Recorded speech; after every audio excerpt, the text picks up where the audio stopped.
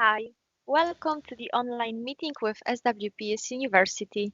This is our sixth one, and sadly the last one, out of series of webinars during which, with the help of experts, we will try to resolve any doubts regarding studying abroad. As you can see in the title of today's webinar, we will talk about working and studying in multicultural teams. This is a webinar financed by National Agency for Academic Exchange. My name is Martyna Nadstawna and I work in the admissions office. I'm here today with Radosław Stanczewski, cross-cultural psychologist and the director of the Office of International Cooperation. Hello, Radek. Hi, Martina. How are you? I'm good. How are you? Good. Perfect. My colleague Julia is available to answer any questions you may have in the chat box, so do not hesitate to ask them. You can also learn about SWPS University directly from our students, book an online appointment with them and ask about their student experience at SWPS University and different aspects of living in Poland. In the chat box, you will find a link to book an appointment.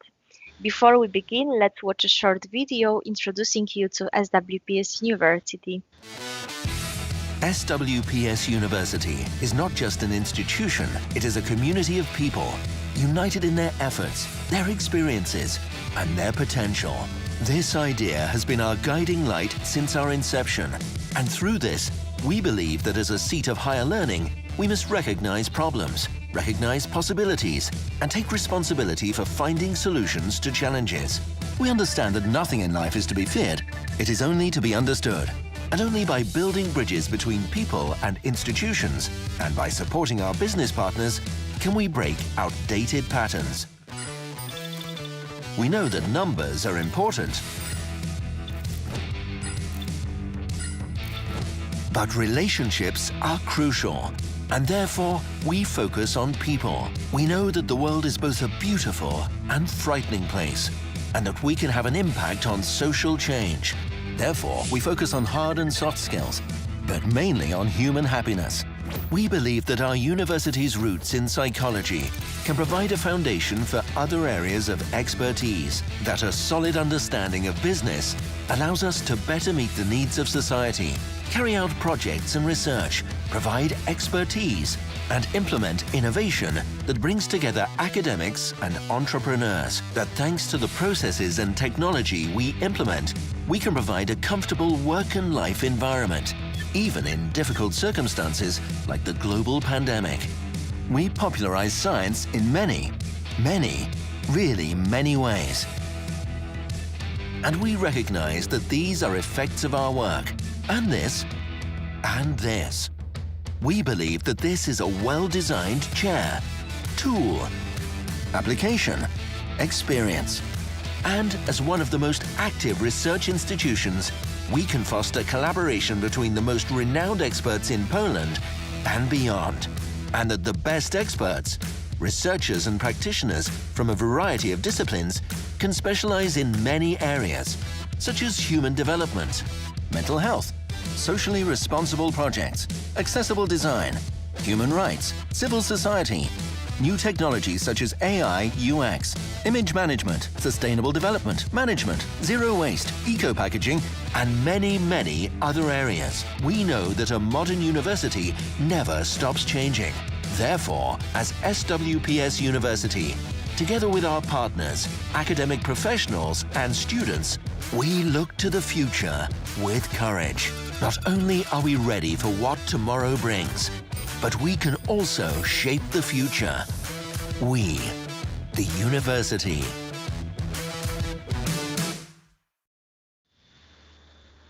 Thank you for watching the video with us.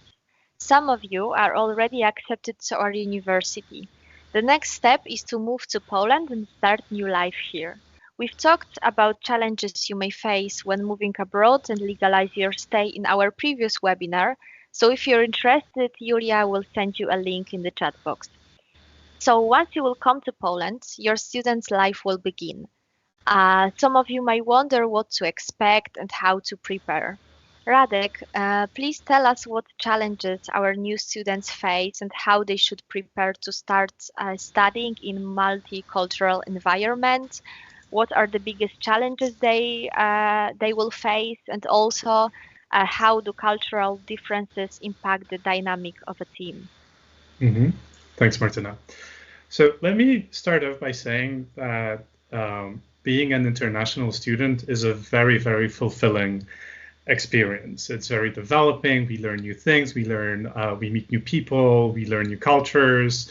We become more independent. So there's a lot of great stuff that is there for us. But obviously, it doesn't come without challenges. And the challenges that are related to cultural differences are very significant ones. At SWPS University, we have around 1,200 international students, so 1,200 individual international students, and they come from over 80 countries from around the world. So when studying here at SWPS, you're bound to meet people from places that have cultures that might be very, very different from your own, right? But we're also talking about individuals. So each of these people will have an individual style of communicating, an individual style of dealing with assignments. And I think communication barriers are the first ones that I would address when talking about cultural differences. And these communication barriers come at two levels. One is the language level. So we're an international student. Very often English is not our first language. We have to communicate well with others for whom English is also not the first language. So there will be variations in accents. There will be variations in how people pronounce things. There will be variations in how people express themselves in the English language, and that can be confusing. Then there is the way we use the language. So politeness, what does it mean to be polite? What does it mean to be friendly towards another person? How friendly is too friendly? In one of the previous webinars, we were talking about Polish people not smiling a lot at first. Is this a sign of hostility, or is this a sign of distance, or just a facial expression that people don't really pay a lot of attention to? So there's that. There's also the directness of our communication. So some people individually, but also culturally, will prefer to communicate in a very direct way, say things how they are, do not beat around the bush. They will not fluff it. They will not sugarcoat their communication. And there will be people coming from other places around the world where this would be seen as rude. And, you're supposed to say, if you want to say something negative, you're supposed to say it in a very sugar-coated, very indirect way in order not to offend someone. So there's difficulty there. Yeah, there's difficult grounds there. Now, also, we're talking about international students, and of course, there can be differing academic expectations that can cause misunderstandings.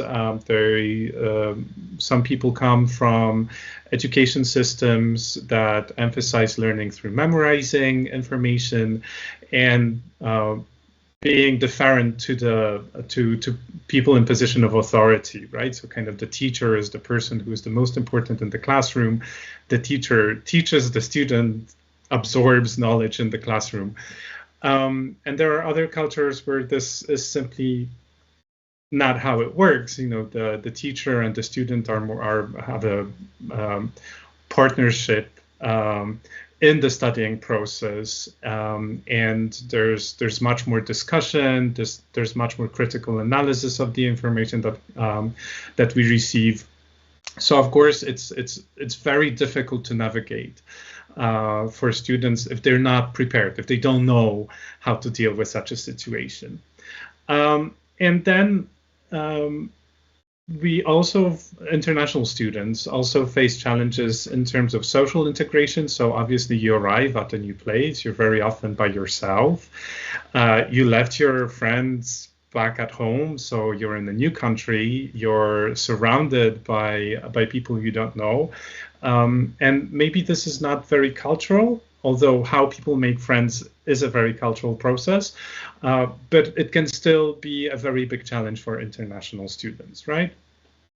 So to sum up, when you are an international student and when you work in an international team, all of this will come into play. Yeah, how people communicate, how you communicate with people, how people communicate with you, how you build a relationship with others, how you make new friends, how do you get to know them well enough to trust them at work, and so on and so forth. So obviously this will influence your performance and the work of a team very much, because again, if you have people from 80 different cultures, maybe not in one team, yeah, so let's say you work in a team of 5 people, and in those 5 people everybody comes from a different place and everybody comes from a different culture and everybody brings their culture to the table.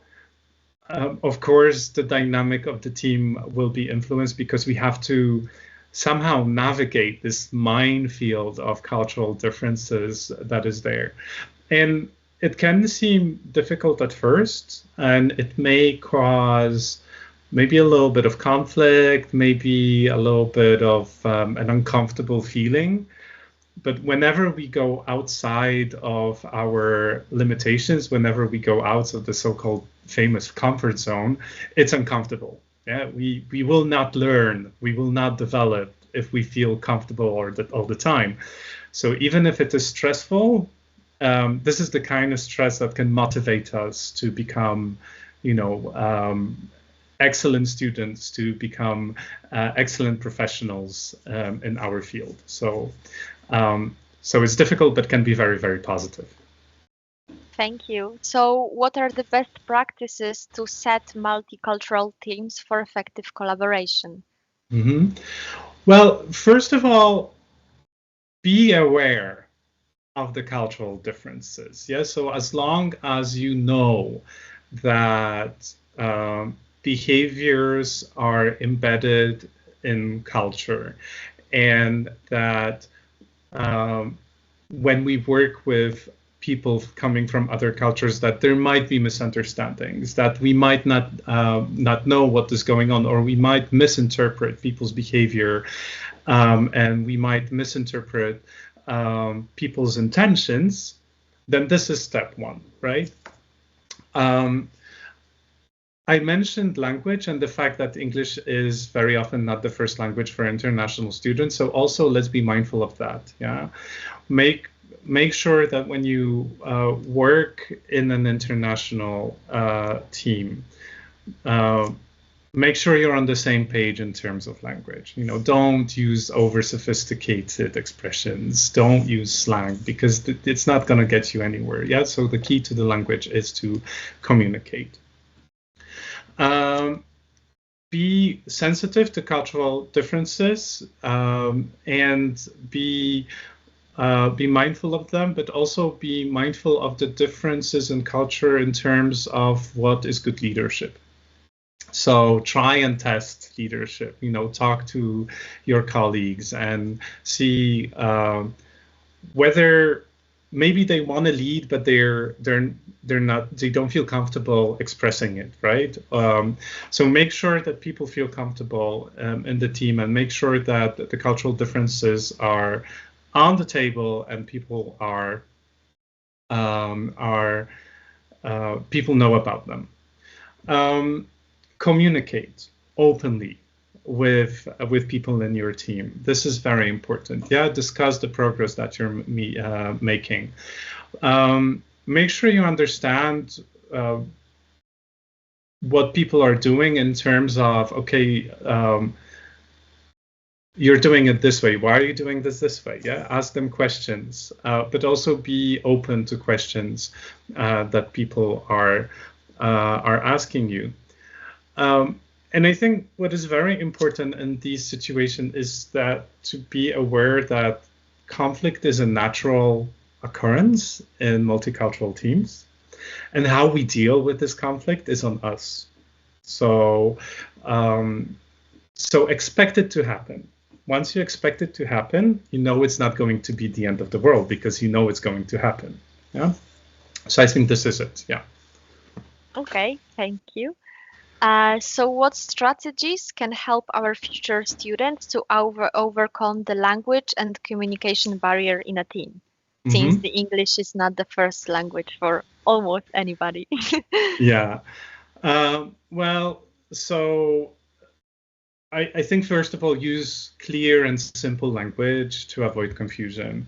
And I would stay away from any kind of slang, any kind of idioms, or complex terms. We sometimes want to show off using language, because it's like, oh, you know, I know these sophisticated words, I know these sophisticated expressions. But it's not helping communication if you use them and nobody else understands them, right? So I think using simple language, using language that is accessible to everyone, comprehensible, understandable by everyone, is very crucial. Then, when communicating, I think visual aids are really a great way to convey certain complex messages. So if you see that people do not understand what you want to convey, use visual representation of that, like, for example, a diagram or a chart, or anything like that, because it will make the communication more clear. What is also very important is to listen to the people on your team. So don't be the only one talking. And when others talk, try to listen to them and understand what they want to convey. And if you don't understand what they want to convey, don't pretend that you do. I think a lot of the misunderstanding or difficult situations come from us not wanting to bother other people with our questions. Ask questions, paraphrase, you know, kind of as, if I understand you correctly, this is what you want to say. Am I right? You know, so try to describe the situation in your own words when asking the question. This is what will give your interlocutor, the other person, an idea of how you understand them. But also, when you communicate, make sure that others understand you. You know, because very often people will be nodding. People will be saying, yes, yes, yes, everything is clear. We all know what to do. Ask them, how did they understand you? What do they know what you ask them to do? Because without asking questions, we will simply not know. And don't assume that your question is unwanted, or don't assume that your question is burdening or complicating things. I mean, if you don't ask a question, you will never know. Yeah. So don't be afraid to ask those questions. Be patient with people. I know it's sometimes difficult, and I know it's sometimes when you go through something over and over and over again, it might be a little bit challenging, might be frustrating. But again, you know, they might not be as fluent, or they might not fully understand what you want to say, especially when you take into consideration the cultural differences, right? So kind of some people are more used to direct language, direct communication. Other people are more used to more subtle communication, more interlayered communication. So it's also very important to be patient with people who, you know, do not understand that, or with people who struggle with the language. Yeah. And last but not least, pay attention to nonverbal communication. So, and that's complicated because as carriers of culture, we will interpret nonverbal communication according to our cultural norms. So if something is very surprising to you in how another person is communicating nonverbally, ask them what they mean. I'm on a project right now where one of the colleagues is Bulgarian. And in Poland, when we want to say yes, we nod. And when we want to say no, we shake our head. In Bulgaria, is the other way around. So Bulgarians will shake their head when they agree with you. And, you know, kind of, if I didn't know that, that would be weird because I was sitting there speaking to that colleague and she was doing this. And I was like, oh, okay, no, she gets me. She understands what I mean. She's not shaking her head in disbelief. It's not that she doesn't agree with me. This is how it works in Bulgaria. So I think this is also important to remember that these nonverbal cues will also have a cultural meaning. So if something is off, if something doesn't, you know, kind of, if the puzzles don't fit, ask. Always ask. Thank you. So are there any universal rules for effective collaboration in international teams, or it's different for everyone? Or maybe you have some useful tips for future students about teamwork. Mm-hmm. Well, so there are some universal tips, right? Well, one of these universal tips is expect the unexpected, I guess. You know, kind of you're working with people from various cultural backgrounds, and when you're aware that you have certain expectations as to how people are going to behave, and those expectations are cultural, so when you're aware of that, this is already you're one step closer to being successful, because at least you know that these people that I work with, they mean well. Yeah, they are actually working really hard, and they really want to make it work as much as I do. It's just that they have a different way of doing things. Yeah. So be respectful, show empathy to your colleagues from other cultural backgrounds. Understand that maybe not everyone is so used to working in the way that you're expected to work in because they come from a different academic background, yeah, culturally. So be appreciative of the differences in the norms and values and communication style. And it's tough work. Believe me, it is difficult, and sometimes realizing is like, oh, you know, kind of this guy, he's from, you know, kind of this part of the world, or he's from this country, so how he understands this task may be different than how I understand this task. Yeah. It's very simple to say, oh, don't use stereotypes, but very often we don't even know we're using them, and we very often don't know that we have them. But yeah, be mindful of them. Be mindful that you might be using a stereotype, and be mindful that you might be misinterpreting people's behavior because of culture. To make things easier, I think it's very important to remember that when you agree on certain rules in the team, if you agree on certain ways of communicating, and you follow those rules, it's going to be much easier for you to succeed as a team. Yeah. So first of all, be mindful of the cultural differences. Make sure that you know about them. Make sure that you keep them at the back of your head. But then also understand, okay, we are 5 people coming from 5 different cultures. Here are the rules that we are going to follow. And, you know, this is our contract on how to work well in this team. We are going to do it this way, this way, this way, and this way. So once you have this written down, once you have it established in a clear way, and once everybody agrees, voluntarily, not through pressure, but once everybody agrees to doing things in the agreed way, then you have half of the problems are going to be solved, because you have now created a culture of your own that you will follow within the team. Perfect. So what are the key skills for leaders of multicultural teams?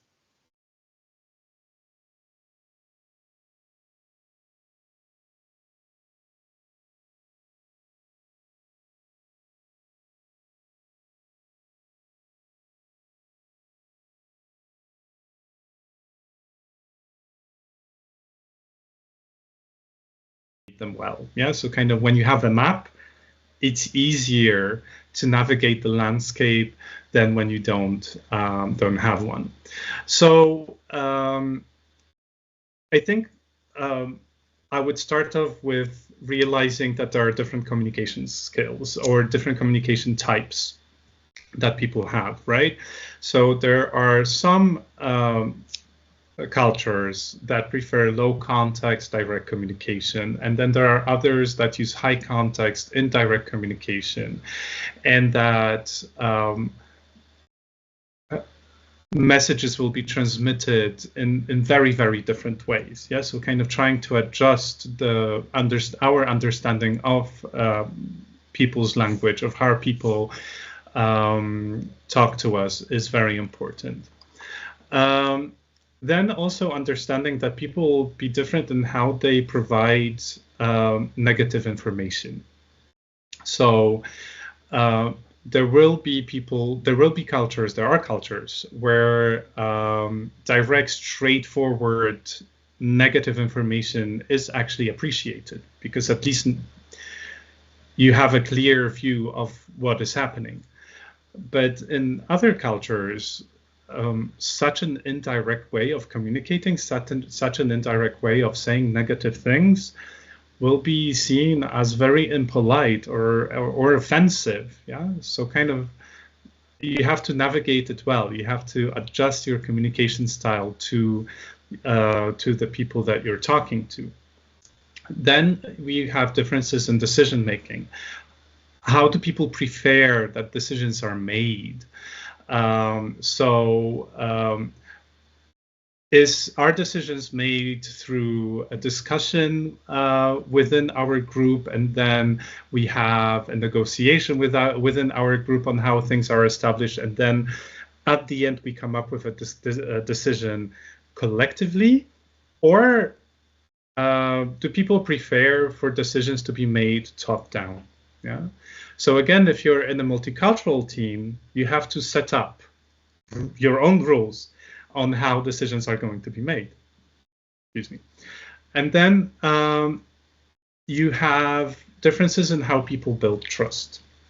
And also understanding that in some cultures, trust is being built through lengthy relationship building, establishing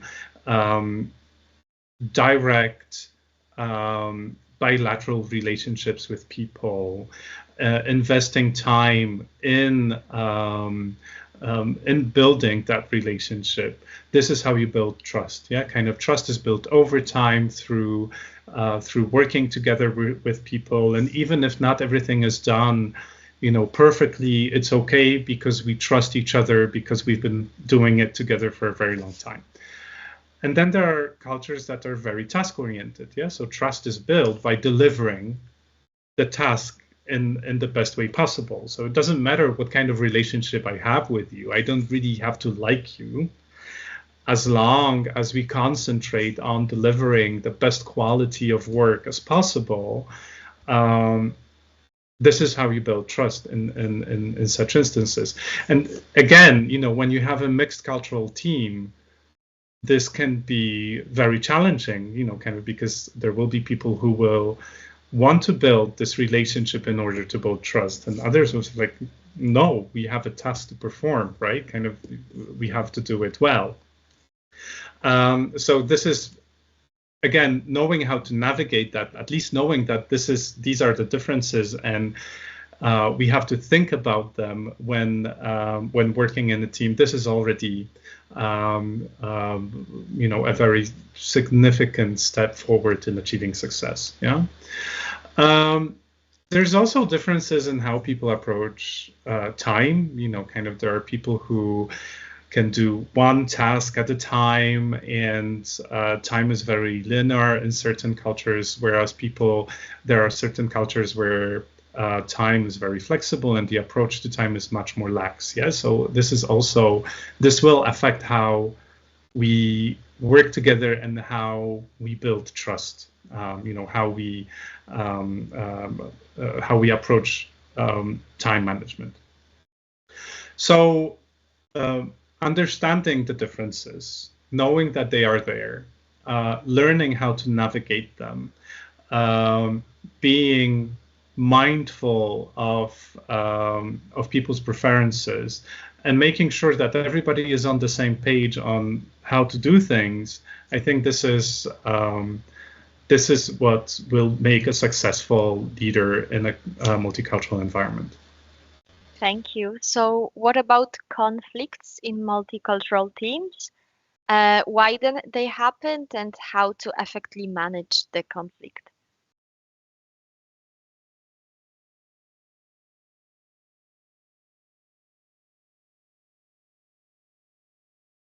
As individuals, we're very often afraid of conflict because we fear that the conflict will derail the entire exercise. It will derail the relationship. It will derail the task, our performance, and so on. But very often, conflict can be a very positive occurrence, because at least through conflict we solve difficult issues, right? So conflicts can arise in teams due to differences in communication styles. We just spent 20 minutes talking about the differences in communication styles, so you know what they are. Cultural norms, but also expectations. So I think this is a very important. So what I said about setting up rules and setting up a contract on how you will manage work within your team at the very beginning of work is a very good way of managing conflict at the very beginning. Yeah, because at that moment we all agree to certain rules that we are going to follow in order to do our job well. So whatever conflict arises can be developing, can lead to better solutions instead of tarnishing the relationships between people. Yeah. So having ground rules, and understanding that when conflict arises, that it's something that can happen, and you should not panic when it arises. Refer to the rules that you've established at the very beginning. Maybe you need to modify them. Maybe you have to be a little bit more flexible according to the rules within your group. This is the way kind of to deal with it. What is also very important is building that rapport and relationship within the team. Yeah, so kind of getting to know your teammates better, not only relying on those roles, but also on those relationships within the group. This will also allow you to manage conflict better. Okay, so on the other side, how to build trust and mutual respect in a team?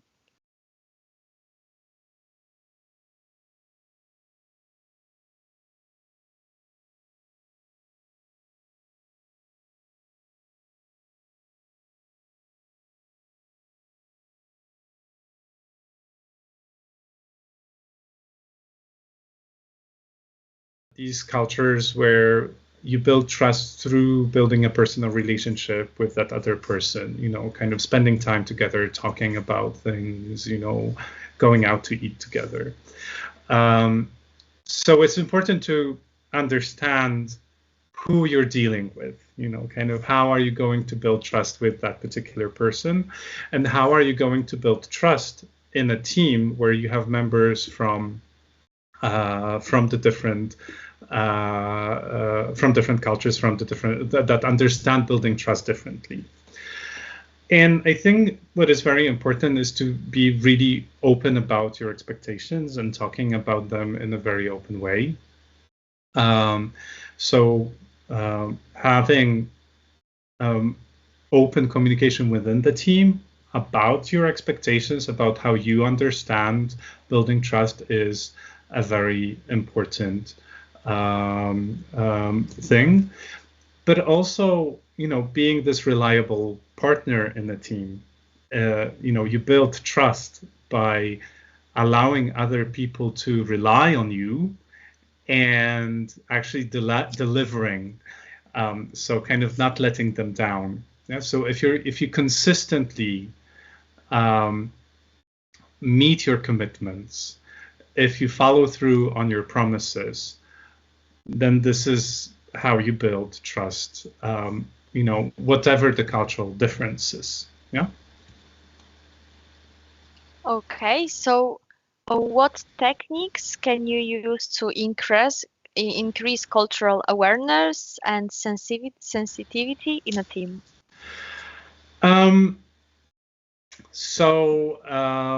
There are several strategies to increase cultural awareness and sensitivity in a team. First of all, make sure you understand you are a multicultural team. Yeah? So kind of be mindful of the cultural differences. Expose yourself to cultural differences.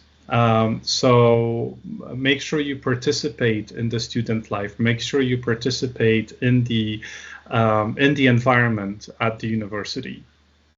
Join student organizations that focus on international and cultural exchange.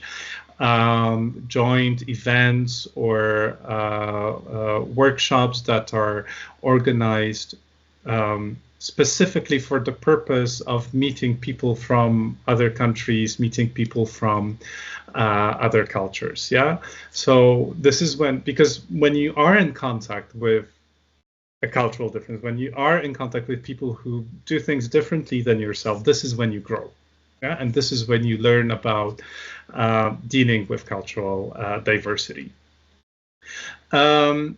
But also take part in the buddy program. So this is when students that just entered the university are coupled with students from higher years at the university, sometimes international, sometimes local. Make sure that you're dealing with people from other cultures so that you are actually exposed to cultural differences. This is when you start to learn how to deal with them. Yeah. So by participating in cultural exchange, either through a very structured way, like during class or during cultural diversity workshops, or cultural sensitivity workshops, or through participation in science clubs, or participation in the buddy program, or through less structured ways, so kind of talking to people from different countries and learning about them. This is how you raise your cultural awareness. Okay, thank you.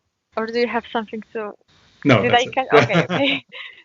So working in multicultural teams can seem challenging. So how to take advantage of the strengths resulting from the cultural diversity in a team? Mm-hmm. Working in a multicultural team can be very challenging and very exhausting, right? What I said in the beginning, when you're an international student, it's one of the greatest experiences that you can make in life. And it's going to be very developing, but it's going to also be very challenging and sometimes very tiring, right? But working in multicultural teams will enhance your personal and professional development, right? You will become more culturally aware. So you will learn to appreciate the different perspectives that people have. You will develop a deeper understanding of different cultures. Yeah? And you will learn to work in a multinational, multicultural team. And this is something that can be very, very useful in your future job, right? You get the opportunity of improving your foreign language or maybe learning a new one. Yeah, so international students, they usually study in English, but very often they develop the knowledge of another language because they became friends with someone, or they just started learning because they became more interested in different languages. Yeah. You will also develop your communication skills because you work with people whose approach is different. So, and explaining a certain idea will take a different kind of explaining than when you do this with people within your own culture. So you naturally become a better communicator. It will be easier for you to relate to people of other cultures or speakers of different languages.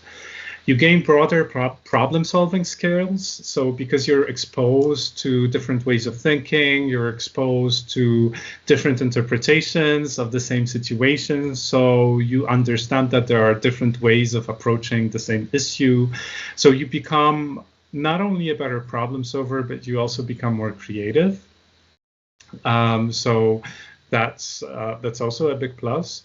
And then finally, you will definitely enhance your adaptability and resilience because you will have to deal with issues and situations that you would normally not be exposed to.